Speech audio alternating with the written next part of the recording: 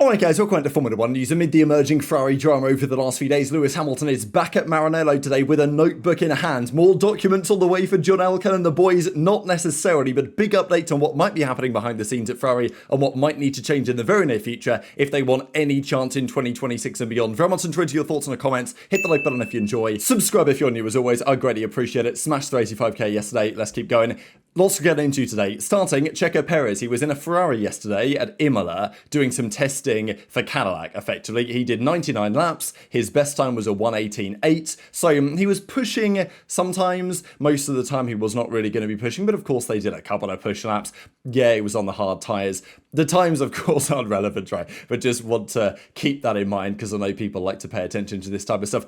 Speaking of liveries, because it was in a blacked out Ferrari because it was for Cadillac, there's a lot going on today on this front, one of which is this. So this is the Audi livery that they showed us the other day. Is it going to be the real Audi livery? Who knows? There was a couple of concept liveries that were doing the round as well, what Audi might decide to cook up or may not decide to cook up for next season.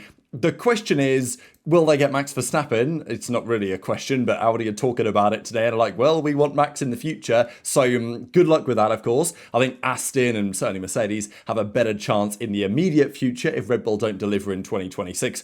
But speaking of liveries, there's confirmation today that the FIA are going to mandate teams to paint, effectively, at least 55% of their car. Now, this, I think, is a good thing for the fans in general.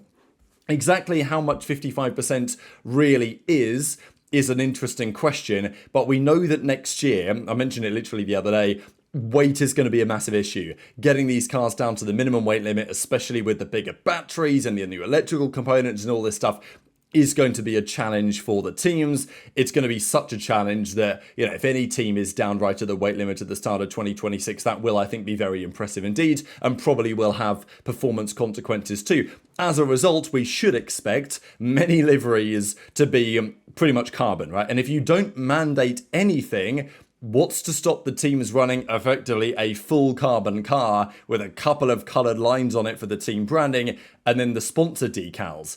They will mandate, however, that at least half of the car's surface area will be painted or stickered when viewed from the side or above. So, of course, they're not counting the floor, but any visible area of the chassis, at least that can be painted, from the side or from above, at least half of it has to be painted, which is, you know, a relatively significant amount. You'd imagine the bits on the side, they'll probably keep them carbon. But I think this will effectively mean at least the nose of the car and the side pods will, and probably the engine cover, will have to be painted to some degree to hit the 55% margin that is required. Now, they do say that it's got to be painted or stickered. So again, it gets a little bit complex, right? What if I just have a piece of carbon, but I put a sticker on it? Is it only the area of that sponsor decal that counts, or is it the entire space that it takes up, even if it's, let's say it's a circular logo and there's carbon in the middle of it? Does that count? Whatever. I'm sure the teams will have their questions because every little helps here in Formula 1. But, you know, the FIA, I don't think many fans are going to say this is a bad idea. So maybe the FIA cooked up with this one.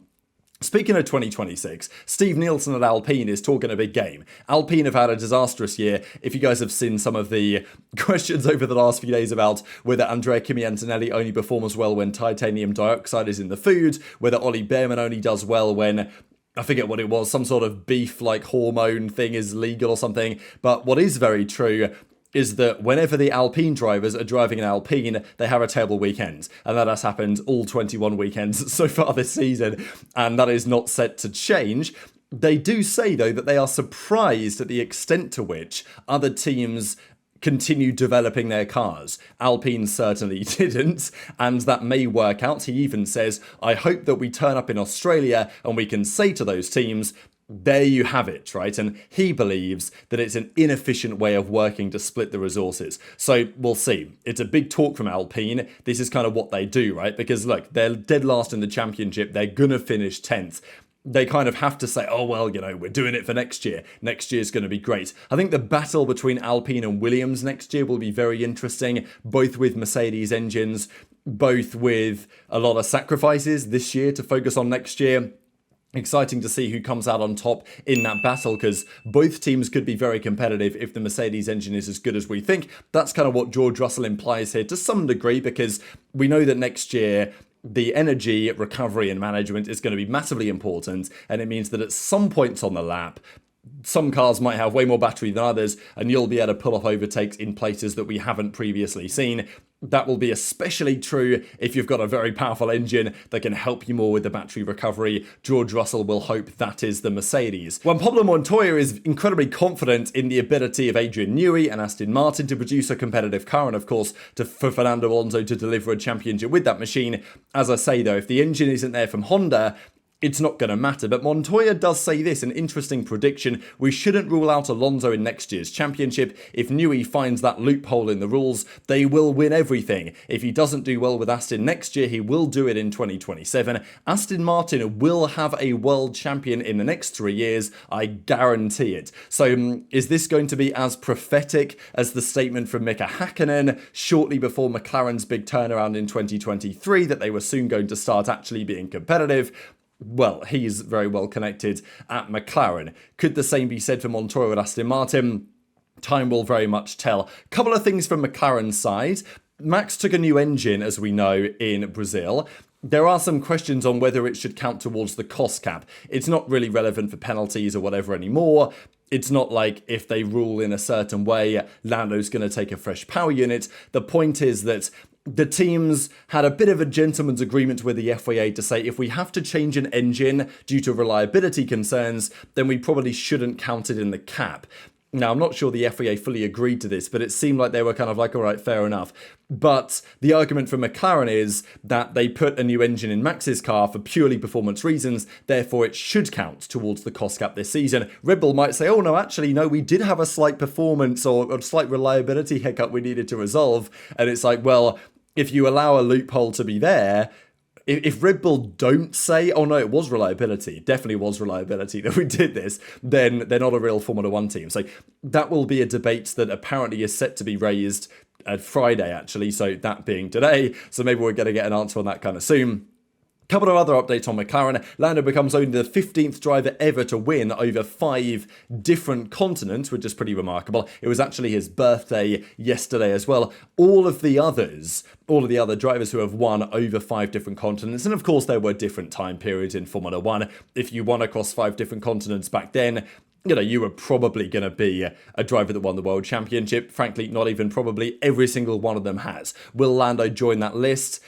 It seems odds on at the moment, but it's not exactly a guarantee. Andrea Stella, despite all the controversy at McLaren, is still likely to end the season with a 1-2 in the Drivers' Championship. We'll see what Max can do towards the end of the season. But Stella actually goes on to discuss the competitiveness of the current drivers. His full quote was actually this: in terms of competitiveness, I don't recall there ever having been a competitive group of drivers, such a competitive group, in any other season. Now there are 7 or 8 drivers who are at world champion level. As I say, I'm not sure that has happened before. Now, I'm not sure I totally agree with this. I think we do have a very good grid, to be fair. I think, nowadays, we don't have some of the pay drivers that we used to have, but in terms of quality of the grid top to bottom, I think there are some other candidates. So just to take you back here to, this is 2012, the final driver standing is 2012. And just to go through some of the names, this is the 2012 final standings: Vettel, Alonso, Raikkonen, Hamilton, Button, Webber, Massa, Grosjean, Rosberg, Perez, Hulkenberg, Kobayashi, Schumacher. So, not a bad 13 drivers, really. And even, to add on, we got Maldonado, Danny Rick was on the grid then, Timo Glock, Hovalainen, Carter Kayan, amongst some other names, Vitaly Petrov as well. So, some quality drivers, right? And yes, back then you did have maybe towards the bottom of the field some weaker drivers than you do today, but that's a tough grid to beat, right? 2012 is a tough one to beat. I think the other one that people talk about is 2001. So just to go back to 2001 real quick, maybe you guys have other thoughts as well on other championships that you like.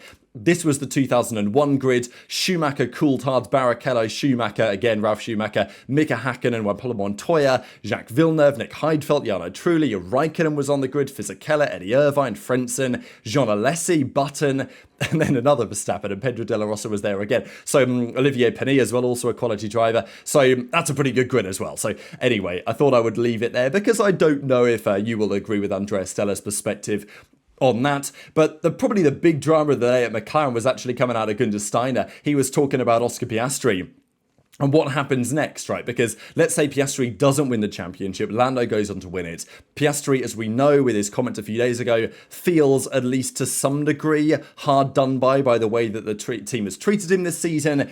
He mentions that on his mind in the disaster class of Baku was what happened back in Monza with the team orders, the swap after the pit stop and all of that drama. So, I think he does feel somewhat hard done by the team. Maybe he feels that they have to a certain extent favoured Lando. Whether you believe that or not, it's clear that there will be some friction there. Like if he loses the championship, Piastri loses the championship, Mark Webber, Piastri, they're not going to be happy with the state of things. Steiner says he'll have a good chance to end up in a good car somewhere else. A team like Ferrari where the drivers are really appreciated, he says, which I thought was, a pretty funny remark, and we'll get to that in a second. Get the hell out of there, he says. So, do you agree with this idea? There have been some links for Piastri to Ferrari and to Red Bull potentially, maybe to Aston right there, of course, always linked to various drivers as they continue to look for competitive forces. But also, it's not like Piastri, if the championship goes as it currently is, has done himself a massive service towards the end of the season, right? It's not like he's going to be top of the list, maybe, but he won't be far away. Intrigued to your thoughts on that. Speaking of Elkann, speaking of Ferrari, we've got to talk about what's been going on at the Scuderia because, look, they're still winning the social media game. I will give them that. They come out here Vegas-style, 2 decades of history, of course, 2 decades of a non-championship winning car as well. We saw this yesterday. They've got their new outfit, their new race suit, the new merchandise they're dropping with, the burgundy on it. Of course, Leclerc and Hamilton are absolutely buzzing with this development. Now, they posted this on their Instagram, and these are the comments on their Instagram. It's not pretty, actually. There was a ton of comments saying, roasting various parts, and Elkann out, Elkann out, Elkann out, etc., etc. So, not a great day. Not a great few days for Ferrari. If you guys missed it, John Elkann the other day came out and said the drivers should focus on talking less and focusing more on actually driving the car. Which again is like, look, should you really be throwing the drivers under the bus? Adrian Newey made the comment, not like he was talking with tongue-in-cheek to Ferrari, but it was relevant. The drivers are wonderfully intuitive animals. They will adapt their driving to suit the strengths and weaknesses of the car. If you want to find out what those weaknesses are, then you have to interrogate the driver. So this is Adrian Newey. He knows a thing or two about building a good car, and he knows that getting good feedback from the driver is critical in making that happen. He even goes as far to say the word interrogate. So, the idea would be listen to the drivers, right? So maybe that's something that Ferrari could think about. Ted Kravitz actually had a similar opinion on this to me when John Elkann mentioned talk less. Leclerc has been quite public about his criticism of the car this season. Hamilton has been more critical publicly of himself, but we know behind the scenes he's definitely been critical of the car and the operations and some of these other things. And maybe that's what Elkann was getting at. But Kravitz says if they don't have a good start to 26, they will make changes. And maybe these statements are just the first sign, a sign that upper management is irritated by these performances. Fred Vasseur is not stupid. He's an excellent team principal. I can't imagine anyone better for the role. But I don't know if he has full authority to do what he wants. Isn't that a tale as old as time at the Scuderia? Think about the dossiers Hamilton is compiling. A sort of model based on what he learned at McLaren and Mercedes. Has Ferrari perhaps felt offended by these dossiers? Certainly some people have, as we saw in the reporting the other day. Maybe they thought, okay, thanks Lewis, but could you maybe focus on driving the car? That, this is also my perception that I don't think Elkann's comments were necessarily about Hamilton's public comments, maybe more so about his private comments, which in some respects is even more concerning, right? Because, those private comments that Hamilton might be making to the team, the intention there is the best interest of the team at heart, right? So that's what I find concerning about this. How many times does Ferrari need to hear these things, and then why aren't they listening to him? Alonso left Ferrari saying that he didn't see a team ready to win consistently. 2014, Vettel arrived, couldn't change things either. This is not a new problem. Hamilton and Leclerc do have long-term deals. Leclerc we think is signed until 2029. Hamilton we think is signed until 2027. But as always, there will be some exit clauses or whatever in place, probably from both sides. And whether Ferrari want out of those arrangements, or whether, frankly, especially Leclerc may want out of those arrangements, that is a different question. And then we saw some images today. This was Hamilton turning up at Maranello amid this kind of Ferrari crisis. And of course, they're getting ready to go for Las Vegas in a week or so's time. They're trying to figure out what they could do back at the factory between now and then. And I'm sure many of the conversations were on 2026 anyway. But I thought it was interesting that a couple of pictures emerged today of Hamilton at Maranello. And one of them was this one, which was particularly interesting because you got the pen here and you've got the notebook. So this is maybe along the lines of what Hamilton's been up to, right? We know that he's been putting together these documents. I'm not saying that he's writing these documents on his notebook and then handing them into John Elkann's office, but I thought it was an interesting kind of timeline that there's all this talk about Hamilton's documentation that he was sending the team to say, hey, this, that, and the other, we need to change or to fix. And here he is spotted today with the notebook in hand, making some more notes on what he might need to change at Ferrari. So intrigued your thoughts in the comments below on that. Where do they go from here? Probably not straight upwards, that's for sure. The other big development of the day before we close out was actually for Max Verstappen. So we know that there was that massive incident back in Spain. Verstappen actually got driver of the day that day, but started third and ended 10th, as we know, after the penalty for crashing into George. Now look, everyone knew watching that collision that this was intentional for Max, right? Like, this was not, oh, Max misjudged it. And look, as I say, credit to Horner, because Horner will always find a way to defend Max, whatever it is. And Max didn't really want to talk about it after the race. And the team said, oh, no, well, Max just misjudged the breaking point a bit. And, you know, it was obvious to anyone watching it, like even Rosberg on commentary, that Max had deliberately crashed into George. You know, what would George say? He lashed out with anger or something when something didn't go his way, whatever that famous George quote is from the end of last season. So, you know, hilarious, also pretty devastating in some respects to, even in hindsight, Verstappen's championship chances took a big hit that day when you look back at what the gap is now and how closer it could have been maybe if that event did not occur. There was also talk about, think of the children, right? Like, what would they do if they saw this happening? But look, everyone with a brain watched that and knew that Verstappen did it on purpose in a fit of anger, right? Because the previous lap hadn't really gone to plan. He got touched by Charles Leclerc down the main straight. You guys remember how it went. But Max actually finally came out and kind of said it and was like, I can't accept stepping out of the car knowing that I didn't give everything. Then I get very angry with myself. I can't drive at 80%. But he went on to say the following, because he was asked about, all right, look, if you look back at your season, where would you criticize your own performance? And he was like, look, Barcelona wasn't great, and the move itself, the entire instant was not good. That's also because I care a lot. I could have thought this car isn't working anyway, so I let it go, but I can't accept that. That's why I was so angry in Barcelona. First of what's happened on the straight at the restart, then into turn one. Then, of course, when I was told to give the position back, that's when all signs went red. So, yeah, Max just coming out and saying what we all knew, that everyone watched that and knew that Max just saw red and decided to send it into the side of George.